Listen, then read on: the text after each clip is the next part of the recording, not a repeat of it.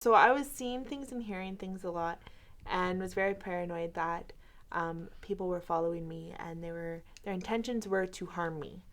So I stopped sleeping because I was so scared, and started when I was sleeping. I started acting out in my sleep and thought like my loved ones were other people. In my mind, they were trying to hurt me.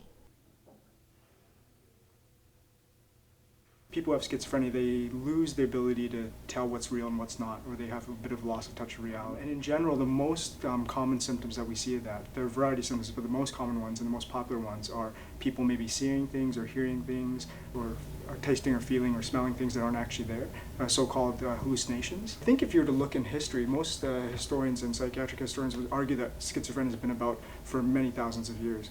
And if you look, they may not have called it schizophrenia back then, but ancient cultures, documentation, sort of records that they kept, sort of indicate that people might have had illnesses similar to what we call schizophrenia today. The Ontario government decided to build a mental health hospital in St.Thomas. It was built in 1938, and they used it for a little while. But when the Second World War broke out in 1939, they had to figure out where they were going to relocate their patients because the Air Force took over the hospital. And from 1945-46 on, it's been a mental health hospital. There's a whole treatment team that works with the client. They involve family members if the client agrees to that.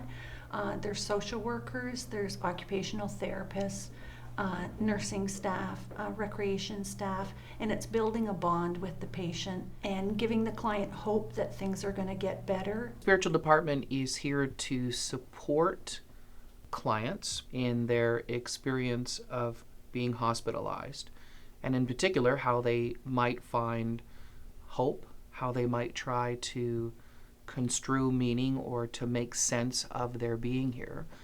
I was really mad at God for a while and didn't know why he would make anything like that happen to anyone, but then decided that he could use it for a good cause and I could help other people with it. My name is Bethany Alward.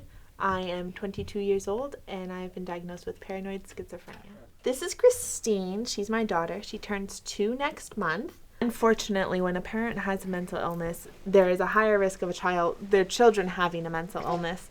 So naturally, I would be concerned that she would have it. At the same time, I plan on keeping her educated as to what it is and how to tell if she does and not be afraid to talk to someone. A lot of the time when you tell someone you have schizophrenia, they're like, oh, well, like, are you going to kill me now?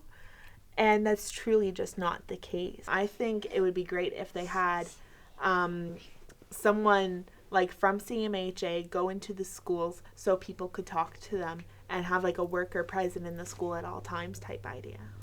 Talbot House is a psychosocial rehabilitation day program. Talbot House is open Monday to Friday, 8:30 to 3:30. We do different life skills such as cooking program, do different card games, various leisure activities, the skill building aspect, and just strength-based approaches we use help clients gain the skills and work on skills they already have.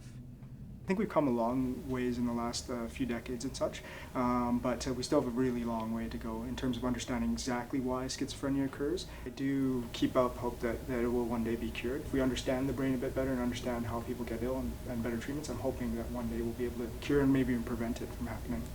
I think of one particular client who, when they came here, they were up on one of our forensic units, and there are literally bars on the units.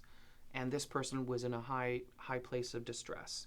And their spiritual question was, where is God behind the bars? So a few seconds later, a hummingbird flew by, but I didn't know it. The client jumped up and ran over to the window. And for them, that hummingbird became a representation, a sign, a sense that, they weren't alone after treatment, after recovery readiness, and some of those rehabilitation readiness. Another hummingbird surfaced and flew into a window. So they nurse it, it passes, the shock passes, they go back outside and it flies away. And the client says to me, remember that question I asked about where is God? And the hummingbird came. That was when I first got here. And now I'm just about to leave. And I've nursed a hummingbird back to health. And then he says to me, I'm like that hummingbird. I hit a window in my life. I crashed. I needed some support. Now I'm ready to fly again.